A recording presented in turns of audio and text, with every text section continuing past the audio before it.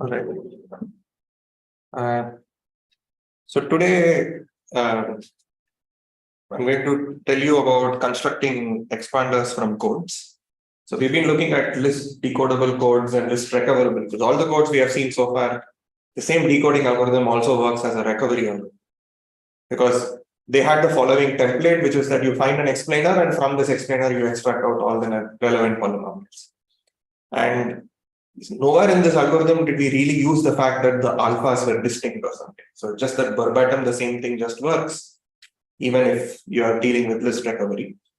I'll let you verify this. So, but today what we're going to do is we're going to construct certain kinds of expanders, which are very, very, these are what will be called lossless expanders. We'll construct them from codes and I'll give a sort of sketchy proof of how it works.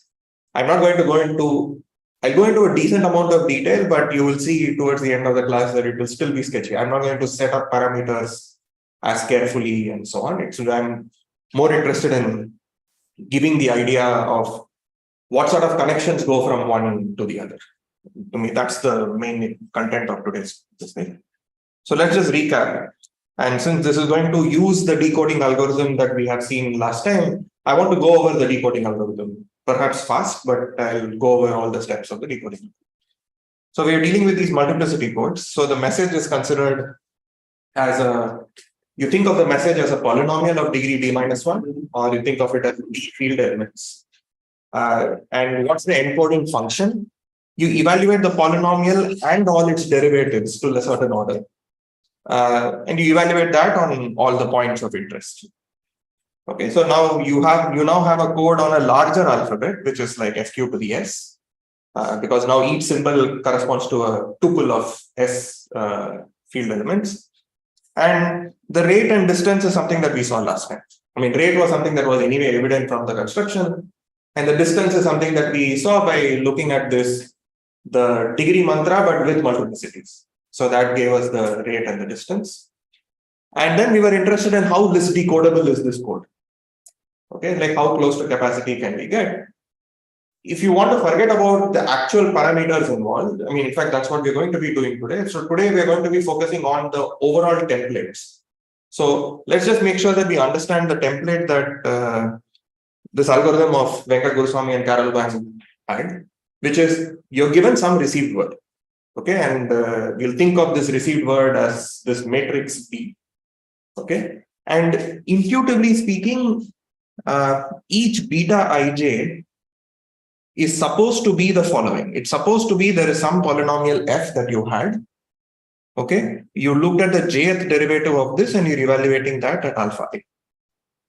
I mean, that's what it's supposed to be, but of course, some of these could be wrong. I mean, like, so this, rather, this is equal to this if correct. I mean, if there is an error, well, it could be any damn symbol that could be there. Okay, so this is your input thing. So naturally, I'm sort of assuming that this column is alpha 1, this column is the last field element, blah, blah, blah. But you can just imagine this as I give you s plus 1 tuples, the alphas are also added as part of it. Doesn't matter, I mean, they're roughly the same. And what do we want to do? We want to find all polynomials f of small degree, let's say degree at most d-1, such that they agree with this matrix on at least, say, p columns.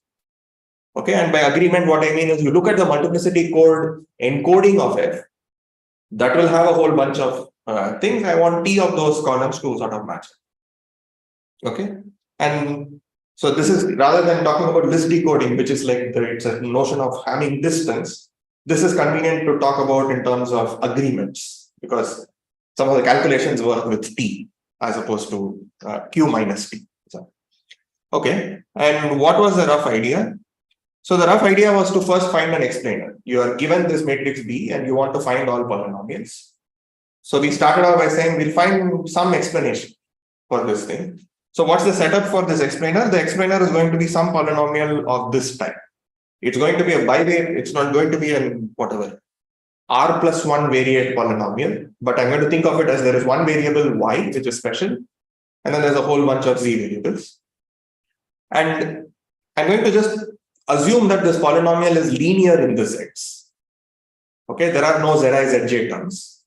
Okay, and if there are no Zi, Zj terms, well, there is either a Z free term, which I'll call Q tilde, or there is a Zi term that shows up, and its a coefficient, I'll just call it Qi. Okay, and it's set up so that you say that the degree of Q tilde is at most this, and the degree of each Qi is at most this. And this is basically to make sure that in the part of the analysis, you're going to be dealing with this polynomial Rf of y, where f is an honest to God d-1 degree polynomial, where in place of zi, I'm going to plug in the ith derivative of f. And this is what I'll be dealing with eventually. So the degrees are set up in such a way that for any polynomial f of your choice, Rf of y has degree at most capital D plus small d or something. So you'll have to tailor this capital D depending on your algorithm. I mean, like how many errors you're willing to tolerate, etc. This capital D is a parameter that has still not yet been chosen, but we'll figure out sooner or later. Okay, but this is just the structure of the explainer. We have not used the points at all, the received word at all. And how are we going to use the received word? Well, this was the interpolation condition that we had. We basically said we defined this operator delta Q, which sort of pretended to do a derivative type operation. Okay, it's like taking a partial derivative of Rf. I mean, in fact, let me just write it. Here, the reason we worked with this particular delta Q was that we just wanted to make sure that if I apply delta Q and then make the sort of substitution that Rf is making, that actually works as if you're taking a derivative after the substitution. Okay, so that's what we wanted this delta to satisfy. We just engineered it in such a way that that works. And the interpolation condition was saying, I'm given a bunch of betas. I will insist that not just Q is 0 here, delta Q is 0, delta squared Q is 0, blah, blah, blah, all the way until I can. I mean, which is like I can do all the way till S minus R or something. So far, so good. Okay, so this is what we did. And we said that we will start with any non-zero solution to this system. Okay, and that's what we are going to be working with. And when will a non-zero solution exist? As long as the number of indeterminates you're working with was bigger than the number of constraints you have with you. Okay, and the number of indeterminates was d times r plus 1 plus small d. Or I should have probably written as capital D plus small d plus r times capital D. And you just move them around. So as long as this is bigger than how many constraints do we have? We have one for every point alpha I. And actually we have S minus R plus 1 such constraints for every such I that you could have chosen. Okay. And so therefore we basically said, we just said let D be equal to this quantity, which was, I think, S minus R plus 1 times Q minus D plus 1 over R plus 1 or something. Something that makes sure that the above inequality works. And this is the capital D you're going to be working with. And the setting of parameters at the moment says that given any received word, there is always some non-zero Q that satisfies this equation. Okay, great. Then there was this next step, which was to say that we want to say such a Q is useful. No matter which Q you work with, that Q is useful in the sense that if you have some polynomial f whose agreement is large, then I want to say that the polynomial satisfies the equation Rf. I want to say Rf of y as a formal polynomial in y is identically 0. And of course, this will happen as long as you assume that there is some condition that is satisfied. And let's figure out from the proof itself as to know what did t have to be bigger than. Okay. So what happened? We basically said that, well, if your polynomial f agrees with the received word at whatever column alpha, then the setup of the system will somehow force you to admit that alpha is the root of Rf with multiplicity at least S minus R plus 1. Because you're going to insist that Q is 0, del Q is 0, del squared Q is 0, blah, blah, blah, till S minus R. So you're going to insist that all the derivatives up till order S minus R were 0 at this point. which in particular means that it must be a root of multiplicity at least s minus r plus 1. Okay. But on the other hand, the degree of my polynomial Rf is not very large. I mean, it's just d plus capital D plus small d. That's how we set it up. So if you somehow, I mean, like make sure that you have too many roots of large multiplicity. That is, if I have t such agreements and each of them have multiplicity like s minus r plus 1, if each of them have multiplicity like s minus r plus 1, and if it so happens that the degree is strictly smaller than t times s minus r plus 1, you have your required contribution. So you'll then be forced to admit that this Rf must actually be the identically zero polynomial because it has more roots than its degree can represent. Okay, so that was that. And I sort of vaguely just suggested last time, okay, this basically says that all the polynomials f of interest with respect to this list size, I mean, the list that you care about, they're all present in Q. But we still haven't found out, no, how are you going to extract all of these f's? Okay, and last time I gave a sort of hand-wavy reason as to why you can, and this time we're actually going to go through the motions because it's going to be useful for the bipartite expander construction. Okay. So let's just, I'm going to explicitly write down Q tilde and the QIs. Once we find a Q, all of this is something that we know. We have these QIs with us. Okay, there's nothing indeterminate here besides the Y. Okay, so the polynomial Q is basically was equal to Q tilde of Y plus summation Zi times this polynomial. Okay, we are trying to find out what are all the F's of low degree that satisfy this equation. Okay, and the way we are going to do this is we'll write down this equation. This is some formal polynomial in Y, but most of its coefficients I don't know because they involve the F's, and we don't know what the F's coefficients are. But let's just get a sense of, let's write down a few coefficients to get a sense of what do these look like. So suppose I care about the coefficient of y power a in that above expression. Okay, let's just write down what will y power a be. Okay, now notice that, okay, so maybe before this, let me just write this as this. What is this equal to? This is equal to summation, maybe it's Q tilde of y plus summation f of I qi. That's what it's supposed to be once you plug in. And I'm interested in what is the, if I care about the coefficient of y power a in this equation, what is it going to be? Well, its contribution can come from multiple places. Either it comes from this or it comes from one of these sums.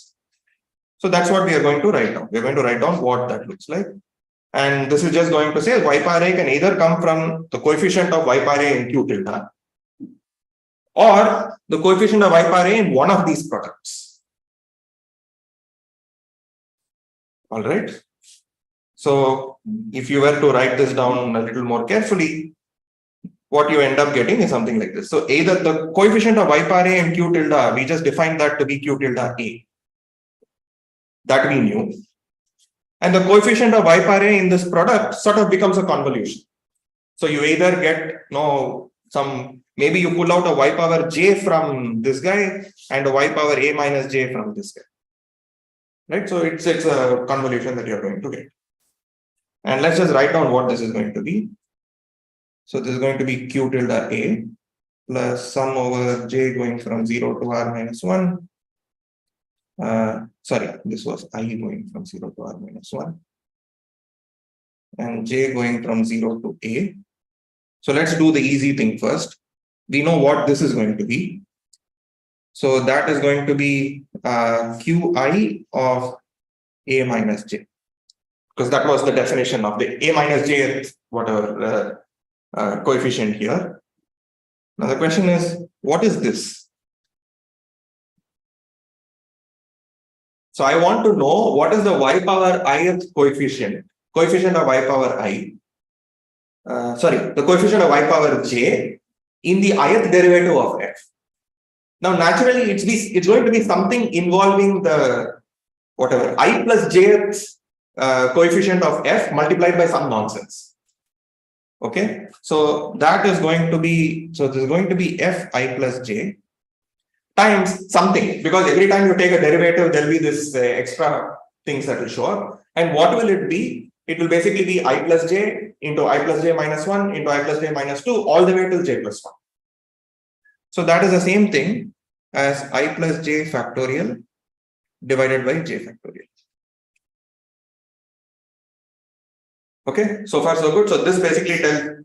So just a question about this derivation. Last time you talked about acid derivatives and so on. Is it use the acid derivatives? So in something you can use water. Yeah, so right now we are always working in the regime where I am assuming that the characteristic of my field is larger than the degree. So therefore none of these are going to become 0. So, okay, so we are in the regime where it doesn't matter. Yeah, you can consider the standard derivatives, nothing will really go wrong. Where did it show up? Where did the characteristic show up here? So I just, for example, I want to make sure that all of these are non-zero. So for example, if the degree was, if for example, I'm working with characteristic 2, unfortunately, what will end up happening is some of these things will start becoming 0. No, and other than this, was there anywhere else where we needed that characteristic to be large? Not really, but this in some sense is crucial because this is what you need to somehow say that the list size is small. And that's one place where it's going to show up. So I'm going to write this a little differently. I'm basically going to focus on this and say, what is the largest coefficient of f that ever shows up here? This is some linear combination of a bunch of stuff, okay, involving these fi's and so on. But what is the largest coefficient of f that is showing up in this equation? Yeah, so that's it's a plus r minus 1 or something, right? I mean, like, because j can go as large as a and I can go as large as r minus 1. So the largest thing that's going to show up is like a plus r minus 1. So let's just write that separately. So there's going to be f a plus r minus 1 into something. And what is that something going to be? What is this guy's coefficient? So for that, I need to make sure that I is equal to, what should I be? I is r minus 1, j is a. Okay. So one thing is going to be this a plus r minus 1, choose a. That shows up. That is one thing that shows up. Times, it also comes accompanied with some q. Okay, and notice that that is going to be q r minus 1, 0. Okay, plus other stuff. Other, whatever, let me say lower stuff. By lower, what I mean is something that involves the coefficients of f's of smaller index, not the largest thing. All right. So in particular, if you care about what the coefficient of y power 0 is, it's going to be something that looks like, it's an equation that says f r minus 1 times some nonsense plus a bunch of lower order terms must be equal to 0. That's what that equation looks like. Okay. And here is the crucial point, which is that suppose I told you the value of f0, f1, f2 all the way till fr minus 1. This equation is going to tell you there is a unique value of fr that can make this 0, because it looks like a linear combination that looks like fr times something non-zero equals some linear combination based on whatever you have figured out so far. So this is like what is called a triangular system, right? I mean, like it's, so every equation looks like there is some extreme term. It's telling you that that extreme term must be some specific linear combination of the previous terms. So which means once you fix the previous terms, there's only one thing that this thing can take. Okay, of course, it must, this is true only if it so happens that whatever this guy's coefficient was, it's non-zero. So this coefficient turns out to be this binomial coefficient times this. Binomial coefficient is non-zero because our characteristic of the field is large. But I mean, I don't know what this is going to be.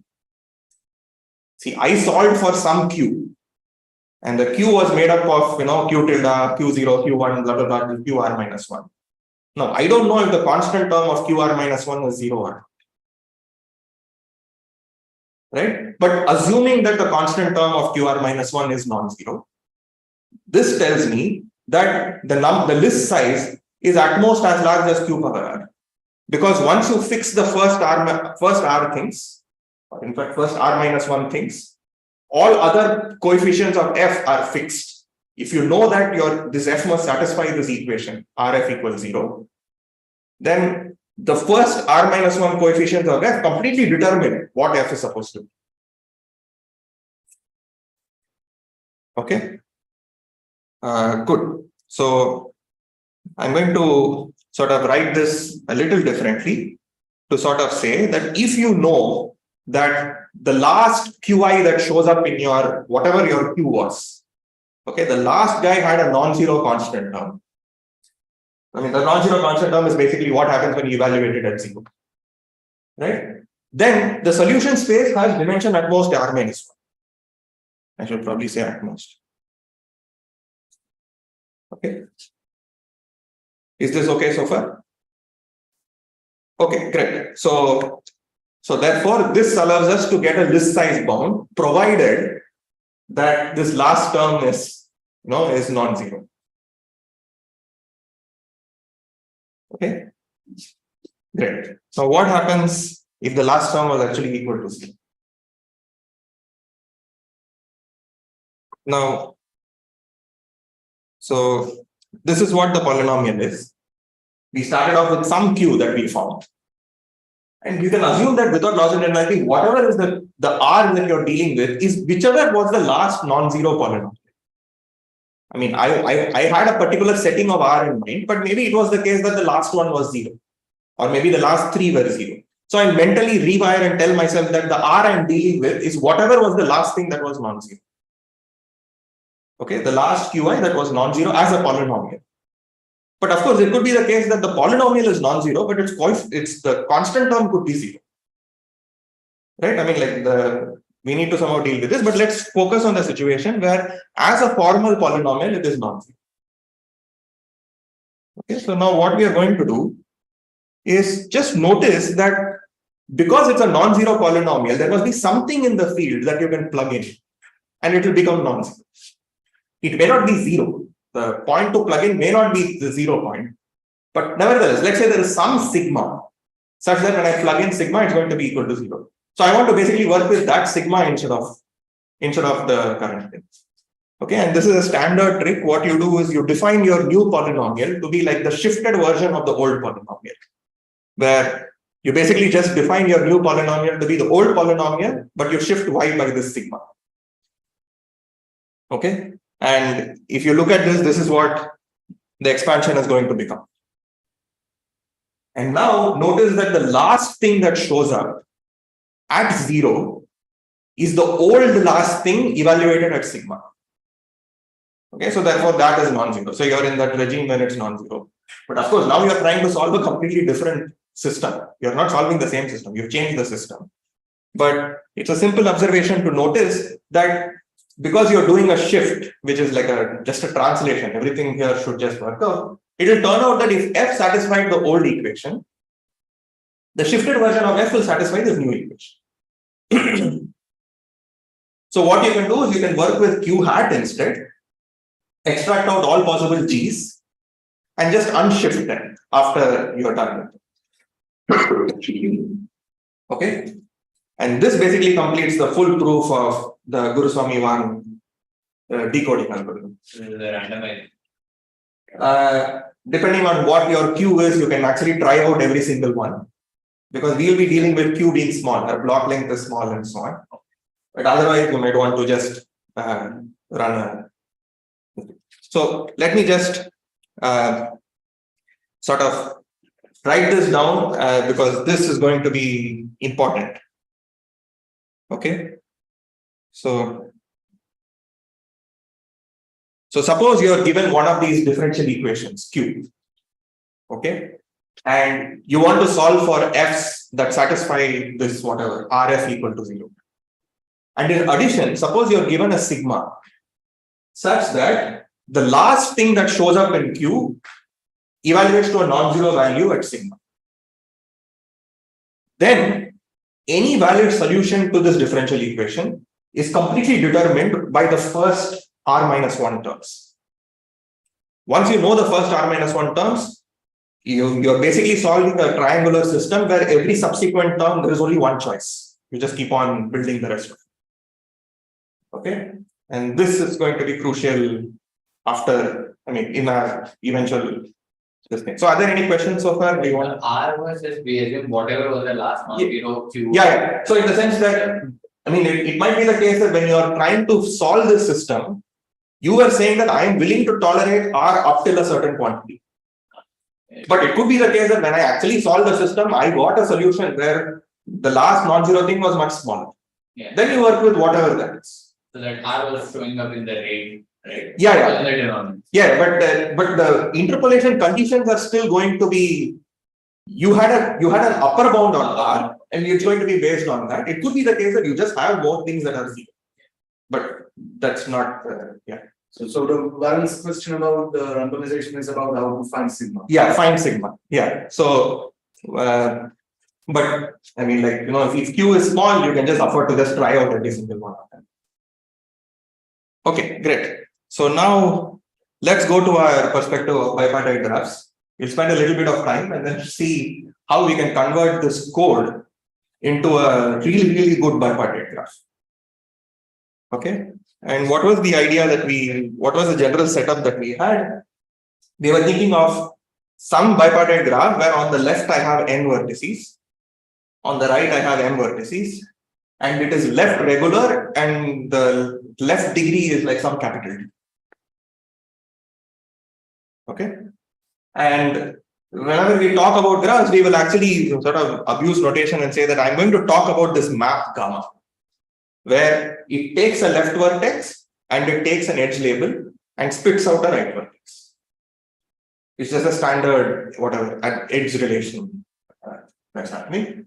So many times I'll sort of say that gamma is a bipartite graph to basically mean this picture. All right. So I'm going to define something. This is like similar to this bad sets that we defined earlier, but I'm now going to start calling them lists because we are trying to build a connection to list decodable codes. Okay. So what does this list mean? So imagine that there is a set T that is here. Okay. Now I'll say that list of T comma epsilon intuitively is like the set of vertices on the left that have at least epsilon fraction of its neighbors inside T. Like it sort of, it hits T a lot. Okay, so that's what is going to be list of T comma epsilon. And I will define list of T comma 1 to basically be like this probability being 1. Okay, by that what I mean is like these are all vertices on the left such that all of its neighbors are actually present inside T. Okay, and the more general statement would be like, maybe T is, you don't think of sets, but you think of some sort of potential functions. On everything on the right hand side, you assign some values. And now you ask, what are all points on the X on the left side, such that the expectation over its neighbors of F is bigger than this quantity or something. If you think of F as the indicator random variable, it's basically the one above. But this is perhaps a more general notion. Okay, so this is the definition we'll be working with, and it will be useful because it's one definition that works for many of the objects we have seen so far. So here is a simple observation, which is that this set gamma, this bipartite graph gamma, is a delta epsilon sampler. If and only if, for every function f you can think of, the list size where you take the function and the global expectation, mu f plus epsilon, that must not be very large. The list size must be small.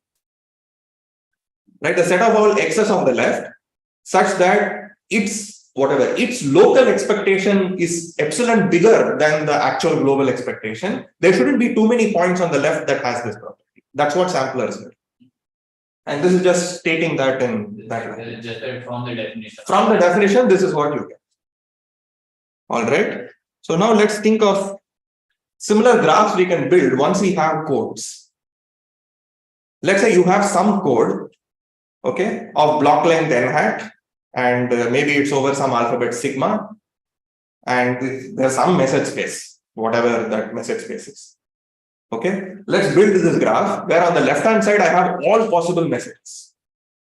That's what my left side is. The right side, in some sense, okay, the edge relate the degree is going to be the block length. So in some sense, there's going to be one arrow corresponding to the first symbol, second symbol, third symbol, blah blah blah till the n-hatted symbol. Like when you apply the encoding function on this message, you'll get a string of length n hat.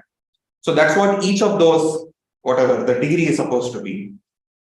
Maybe it would have been natural to just put whatever is the symbol that shows up in that location, but we will tag it with whether you're looking at the first symbol or the second symbol or the third symbol.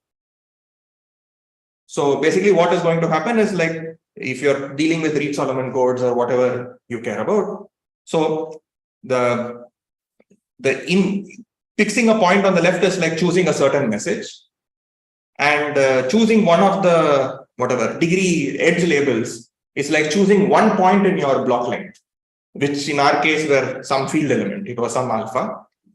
And I'm going to map it to alpha comma, look at the encoding of f and take the alpha-th coordinate. Okay, so the right side is like n hat cross sigma, whereas the left side is a set of all messages. And most of the time when you're dealing with codes, the graph will be like left side has a huge number of messages, whereas the right side is rather small. Because right side just looks like the block length times whatever is the alphabet, and typically both of these are things that you think of as small, whereas the message space is going to be massive. Okay, but nevertheless, you can ask for similar questions. Like, I give you a set T. I want to know what is list of T going to be. So let's ask for this simpler situation where I want to look at list of T comma 1.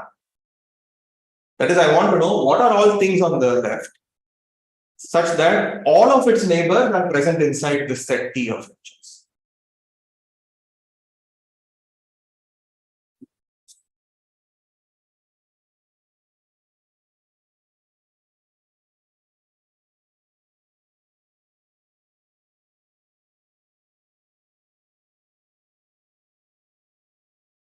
Okay, so let's ask ourselves, we are looking for messages such that, so for example, right now this T looks like, it's some subset of these pairs. Maybe there's a bunch of pairs where the first coordinate is alpha 1. Maybe there's a bunch of pairs where the first coordinate is alpha 2, and so on. Let's call them S1, S2, blah, blah, till some S impact. And what are we asking? We are asking for all functions F, such that if I apply the encoding, like I'll have some, I don't know, like y1 through yq. I want to make sure that each yi shows up as, alpha comma yi is one of the things present in T. This is exactly list recovery. Okay. This is exactly list recovery. And in fact, because I set this to be equal to 1, in fact, it is zero error list recovery. The thing where I want all my agreements to be there, but except that I have possibly many candidates for every coordinate. But I'm still trying to find all polynomials that completely fit inside this schema. And which means that once you know that your code can handle sort of, T, whatever, list recovery, it can handle a total size of T and give you a decent list bound. This will tell you that for all sets of at most this much size, the number of possible messages is not too large. Which is exactly the same flavor that we had above. We wanted to basically say for all functions of a certain type, I want to say that the list size is not too large. All of them will be very simple. So for example, let me ask one other thing, or this will anyway show up soon.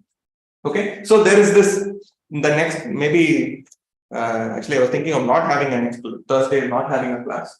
But one of the things that will happen once we have the list size is that this one definition of a list that we had above will allow us to talk about samplers, codes, vertex expanders, and so on by just suitably tailoring these parameters that we care about. Okay. So for example, suppose I say that for all sets of a certain size, okay, this list T of 1 can have size at most, I don't know, let's say T over 5. Suppose that was a statement of mine. I said that for every set of size T, list of T comma 1 has size at most T by 5. That's like saying that there is no set of T by 5 elements on the left such that its neighborhood is completely contained within a set of size T. I'm just rephrasing the fact that every set on the left expands by a factor of at least 5. Okay, so vertex expansion also has a flavor of this. In fact, that's one of the things that we are going to see now. So I'll spend more time on that when we do this. But what we are going to do now is the following. We are going to basically say, let's take any code C that we think is a really, really good code when it comes to list recording. You construct this bipartite graph the way you want. Okay, this way. I mean, like this. This is the bipartite graph you look at. It will turn out that this bipartite graph has some amazing expansion properties. Okay, and we are going to see one instantiation of this, which is a recent result of Itai Kalev and Ramprasad, that basically says that if you did this with multiplicity codes, you get a really, really, really good expander. What do I mean by a really, really good expander? So if I'm dealing with multiplicity codes, notice that my left side has q power d elements, because that's the number of possible messages. The block length was q. That's what this is. Right? And what do I go on the right side? Well, it's going to be the block length times the alphabet size, which is going to be fq, and in the multiplicity codes, the alphabet was fq to the s, so that's what we do. So the graph is clear. This is the graph, what multiplicity codes that we have been doing, that's what this graph is. But here is the amazing property of this graph. Notice that the left degree of this graph is q. So the best you could hope for when it comes to vertex expansion is an expansion factor of q. Like you are asking, if I take a set of small size, how large is my neighborhood? Well, every vertex only has q neighbors. So the largest neighborhood you could hope for is q times whatever set you start with. This theorem says that the graph that you now construct is basically achieving that. If you set up parameters such that this is a small quantity, imagine that as a much smaller quantity. It's like saying your expansion factor is essentially q. Okay, such things are also called lossless expanders, because q is what you could have hoped for and you're basically getting q. Okay, the exact parameters, etc., forget about it, because I'm actually not going to be doing that in as critically as perhaps one should. But I just want to give the main idea of how algorithms for list decoding allows you to prove statements of this type, where this almost feels like a completely combinatorial statement. You're constructing explicit graphs that have certain properties, and it's a purely combinatorial property of expansion. And we will construct this graph after we got codes. And actually, the thing is, this is not the first time that this has happened. In fact, this construction of these lossless expanders was first constructed by Guruswami, Umans, and Vadan. Okay, Venkat Guruswami, Chris Umans, and Salil Vadan. So there was this code prior to all this multiplicity codes, etc., which was called the Parvareshwardi codes. Like folded Reed-Solomon codes are also very closely related to them. So they actually showed how you can use Parvareshwardi codes to construct these expanders in exactly the same way. Basically, the graph is the same. In all of these things, you take a particular code, you build this same graph. It's just that you need to somehow figure out a way of analyzing it. Okay, and they had managed to do this for Parvareshwardi codes. And what Kalev-TaShma's paper shows is that you can actually do this for the multiplicity codes also, and the analysis is actually simpler. Okay, and it's somehow a lot more intuitive as to what is going on. So basically the rest of it, what I want to do is give you a sketchy proof of the Kalev-TaShma construction. Okay, the full details I'm not going to go into, but this is something that Prahlad covered in his coding theory course. So if you really want the full details, that's one place to to look at. So this the Kalev-TaShma had like better parameters than this. So it's a little weird. So in the sense that it's almost similar parameters at the GUV construction, but there are some regimes in which they are not quite comparable. But it's like in the paper also they stress that it's the proof technique that is like super illuminating. It's such a clean proof technique for it. Actually, GUV is also not very complicated, but it does involve more than what you need for this. Okay, good. So, so let me. And the funny thing is, I don't know what I was expecting to write here. Okay, so this is FQ to the D. And this is, what is this? This is FQ cross FQ to the S. I put the S on top. Okay, and what are we trying to show? We are trying to somehow show that this is a K comma A vertex expander. So what I'm instead going to do is the following. I'm going to say that let's assume that someone picked a set T of size A times K. Okay. And what I want to do is the following. So goal is to show that the list of the set T comma 1, this has to be strictly smaller than K. That's what I'm going to show. Okay. Because the contrapositive of this statement is like saying that, this is like saying, if this were not the case, suppose there was a set T of size AK such that the list size was smaller, then take this to be your set S. And that is a set of some size, but its neighborhood seems to have size smaller than, whatever. So that's what is going to give you your vertex expansion violation. So this is proving this is like somehow saying that the graph must be, there must be an expansion of at least A or something that should. Okay, so this is what we are going to do. And let's ask ourselves, what does this set T look like? Okay, it's a bunch of things of the form alpha I, beta I bar. Like as I ranges over various things and like, because every point on the right looks like that, right? It looks like a particular alpha I and something that is apparently like a S tuple of elements. Okay, and what do I want? I want to find all polynomials F such that if I look at its the multiplicity code encoding of F, it's completely contained inside this set. Okay, that's what this list refers to. This list refers to these polynomials, like such that it has an agreement of n hat with this set T, or it has agreement of Q in this case, block length is. So how do we go about bounding this thing? Well, you do the most obvious thing you can. What you want to do is list decoding or list recovery rather. So let's just do list recovery. I'm given a set T. I want to figure out what are all polynomials that have all its neighbors inside this thing. So let's just apply the same algorithm that we had from the previous lecture. Okay. So what are we going to do? We are again going to do the same thing. So I have a collection of points on the right. Okay.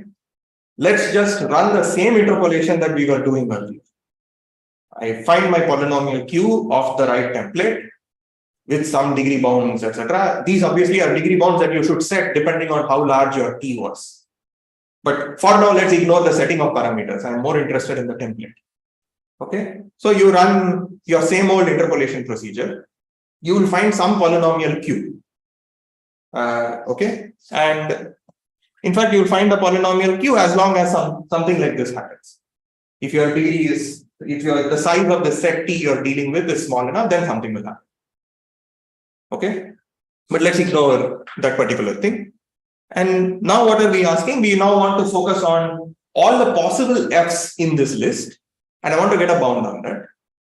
And how do we get a bound on that? We'll again say that, well, any such f must satisfy this equation Rf equals 0. And that is also going to be in exactly the same way. This will work as long as capital D plus small d is smaller than q times s minus r plus 1. Exactly the same constraint as earlier. Such an f will work. Now what we would want is the following. I want to get a bound on how many such f's are. And an obvious bound on this is basically what we did last time. That is assuming that, the last coefficient is non-zero, blah, blah, blah. Okay. We just saw that the solution space has dimension at most r minus 1.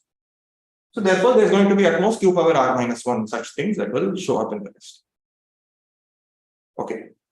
Now, let's ask ourselves, in order to prove that it is a good vertex expander, what would I have liked to show? I would have liked to show that if you start off with a set T of a certain size, the list size is roughly like T over Q. That's what I would have liked to show like there is an expansion of about Q. But this thing almost looks like there is no connection with T. I mean, in the sense that the connection seems to be rather, like it's like a long, depending on what T is, your D and R will be set up appropriately. And you're somehow hoping that q power r minus 1 is T over Q or something. It just doesn't work out.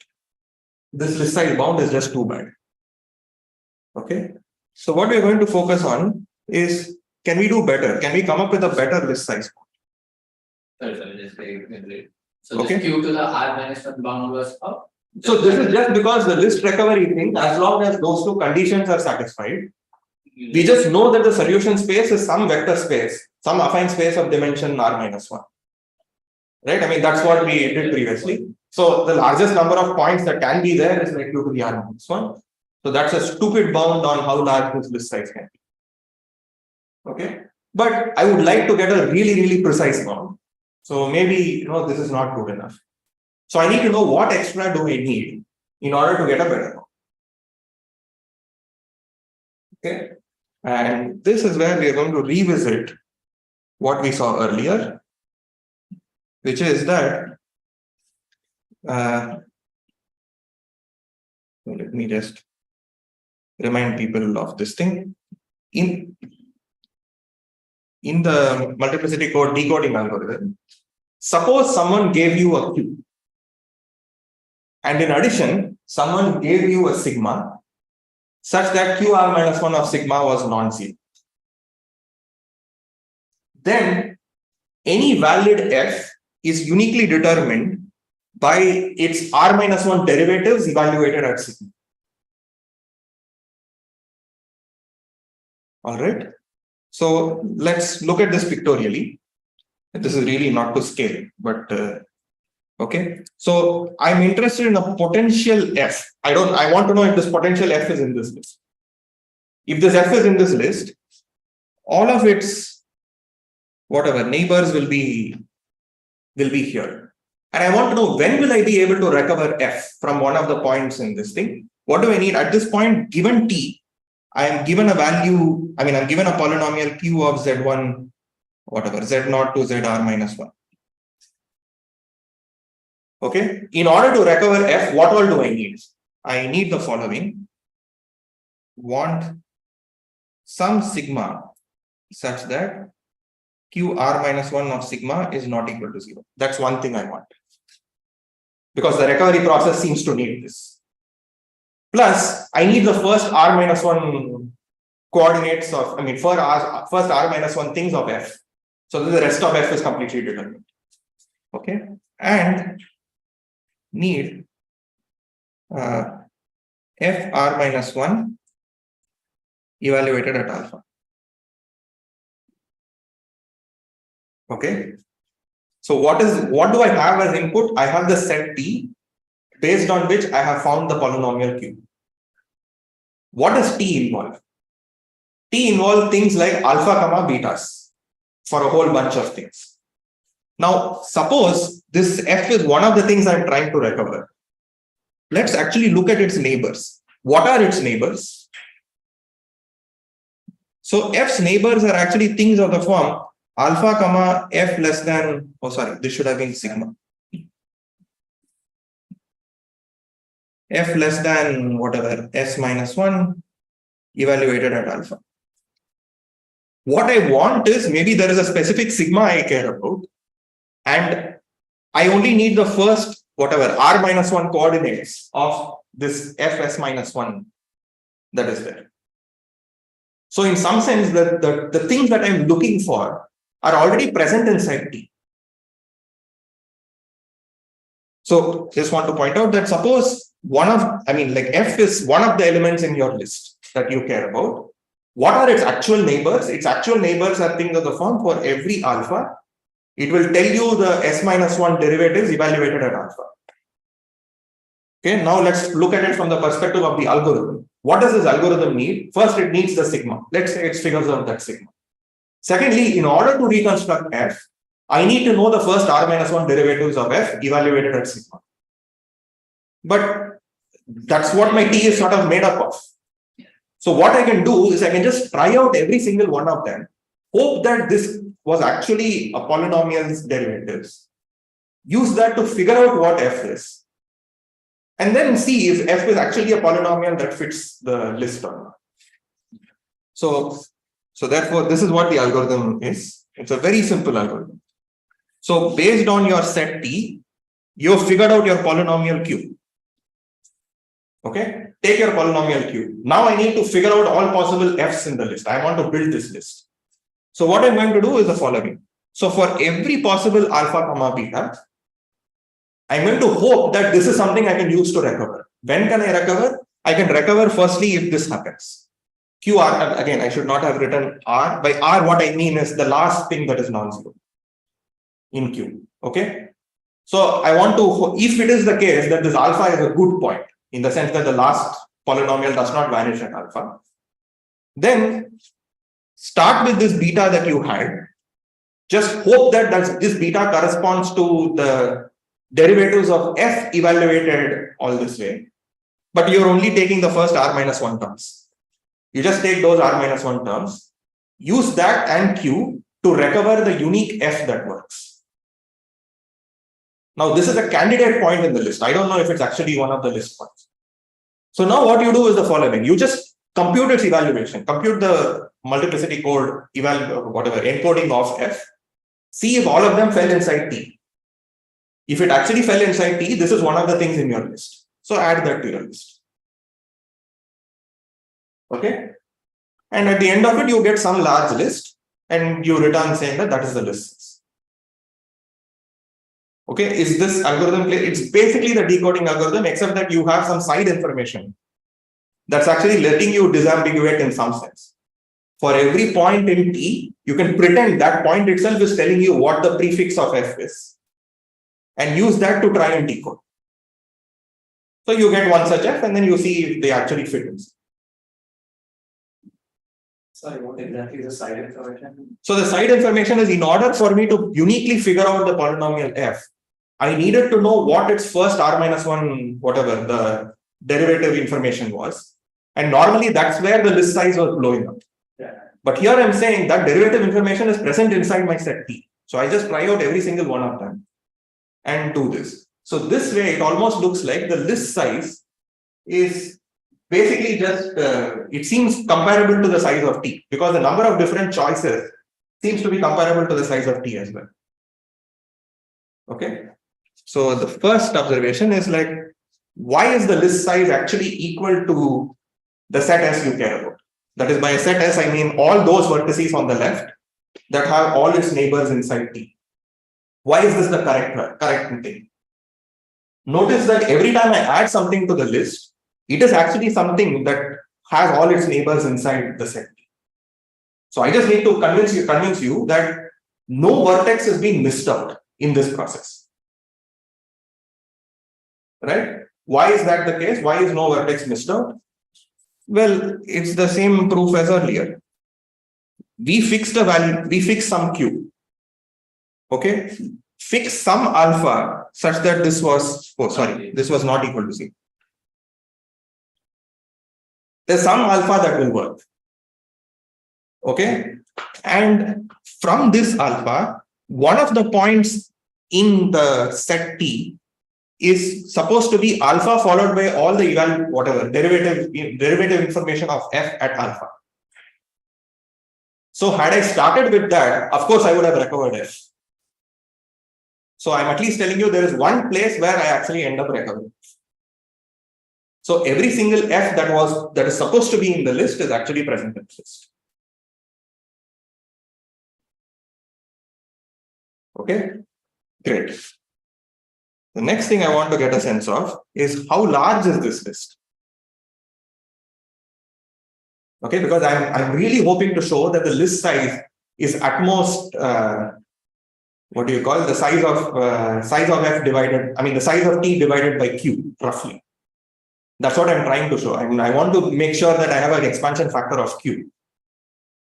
Okay. So now let's ask ourselves. So I have this set T based on which I constructed the polynomial Q. Okay. Now, depending on a particular choice of alpha and a particular choice of the starting point, I might end up recovering one of the polynomials f. Okay. I don't want it to be the case. In fact, in the way this algorithm works is, you can actually do the following. You first choose an alpha such that it makes Q non-zero. The QR is non-zero. In fact, actually, let me write, I'll slightly rephrase the algorithm the following way.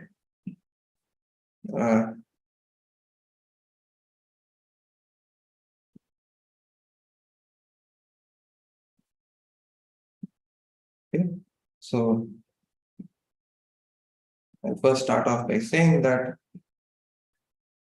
fix some alpha such that QR minus 1 of alpha is not equal to 0. You first find that. And here I'm going to replace this by for all beta such that alpha comma beta bar is in T. I do something. Okay. In fact, you can, even the previous thing would have been fine, but I basically want to say that there are many things you could have started off with that would actually end up giving you the same f. Okay, that's how I'm going to get my expansion factor. In fact, maybe I shouldn't have done this. Okay, actually, let me keep it the way it was previously.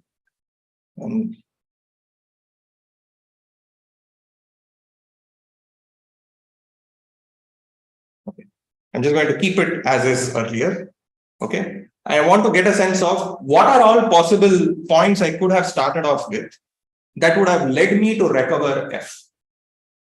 And my claim is that there are going to be at least, like a good number of things, close to q of those points, all of which will actually make me recover f only. So the same polynomial I'm actually recovering multiple times. That's how I'm going to get my expansion. Okay. Now let's ask ourselves, when will I recover f? What are these points that will make me recover f? So the first thing is, if I start with any point of this type, alpha I and f hat of s evaluated at alpha, right? That will lead me to recover f as long as my polynomial q did not vanish at that point alpha or alpha I here. Okay, so as I range over all of these possibilities, which are all the possibilities inside the set T, some of them help me recover f, some of them don't help me recover f. Okay, but every time I recover f, I want to claim that you're actually going to end up recovering that polynomial many times. What are all the times that will recover f? Well, for all other alphas, alpha i's, that also make this polynomial non-zero, for those things also you will end up recovering the same polynomial. Okay, but the degree of q is at most like capital T, which means there are totally q possibilities that you have. There must be at least q minus d of them that will keep this polynomial qr non-zero, qr minus 1 non-zero. So every such alpha I that comes from one of these things will actually end up recovering the same polynomial f that you have. So it's one of these things where for every point on the right hand side, for every point in T, some of these points either let you recover a polynomial or it basically says, look, I don't know what to do. Okay. And additionally, I'm saying that every polynomial that is recovered q minus d times. So this immediately tells me that basically every f on the left hand side, there are q minus d times in which you would have recovered that same. So therefore, the size of f could not have been larger than whatever t over q minus d. Okay, really beautiful proof, really simple proof. Just uses the fact that your decoding algorithm, the list decoding algorithm with this initial prefix actually gives you unique decoding. And there is just this one extra condition of making sure that the last, whatever, some coefficient of q is non-zero. And this is just a univariate degree d polynomial has at most d roots, and you just get your expansion factor for free. So any questions so far? In what was the d going to be then? Good. So, and so I'm glad I managed to sail throughout, because there's just one catch. And the catch is the following, which is this is what d was. Okay. So if you look at what d is, it's q times some quantity divided by some other quantity, and you typically end up setting r as way smaller than s. So you actually, at the end of all this, the major anticlimax here is that you're working with a situation where capital D is actually bigger than q. Okay. And so this is also one of the reasons why if you look at the Guruswami-Wang proof of list decoding, they actually don't evaluate it at all points on the field. They set up parameters such that they evaluate it on only n points in the field, whereas the field is actually of size much larger. In fact, the field will be of size bigger than n times s, where s is your multiplicity parameter. This was to ensure that one of these alphas will work. Because just as the parameter setting works out that way.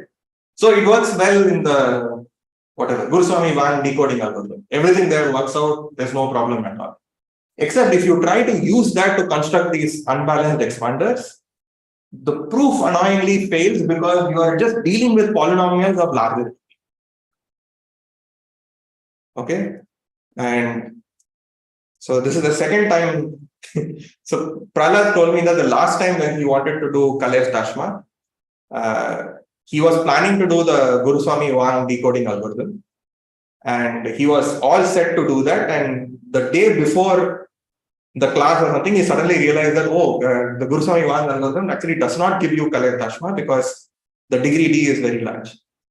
So he scrambled and started preparing for doing Koparthi's algorithm in class.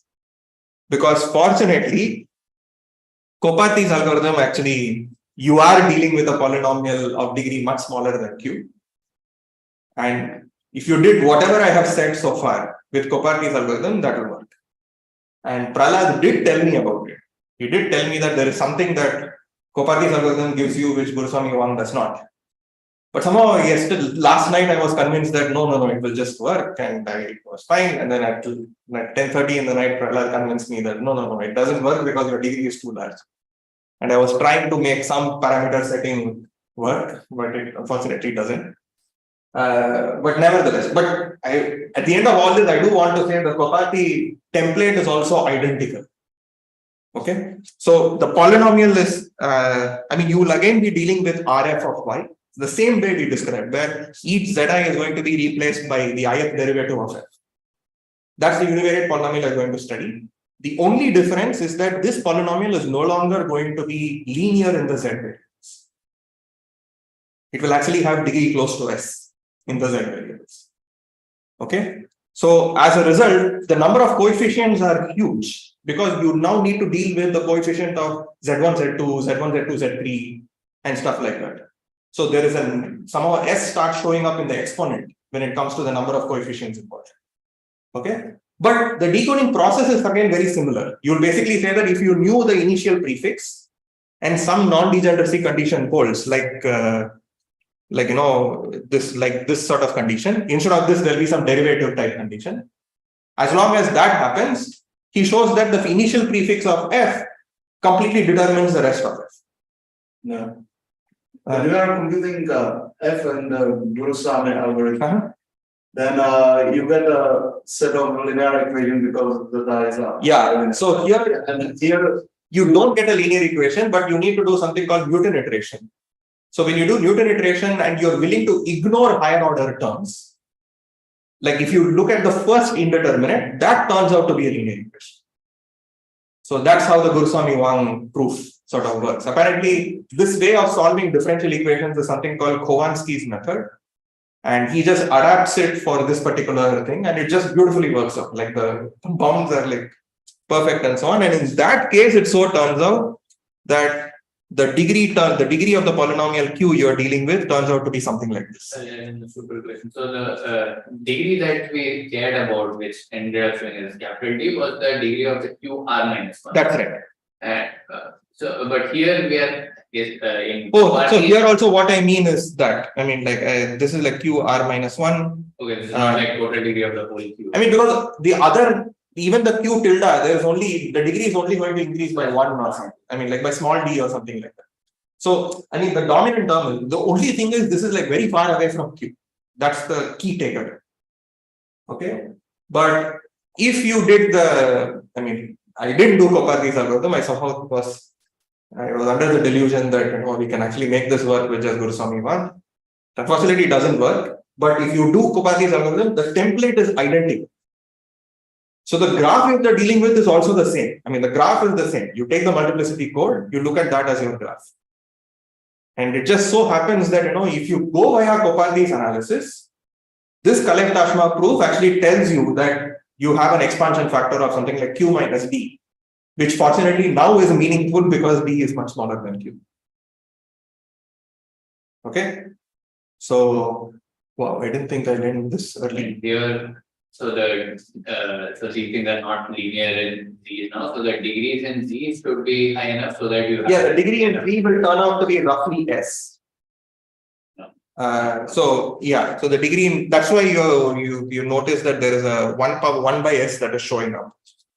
It's because if you look at the number of possible indeterminates that Q has, that is going to start looking like whatever degrees you are willing to tolerate, power S.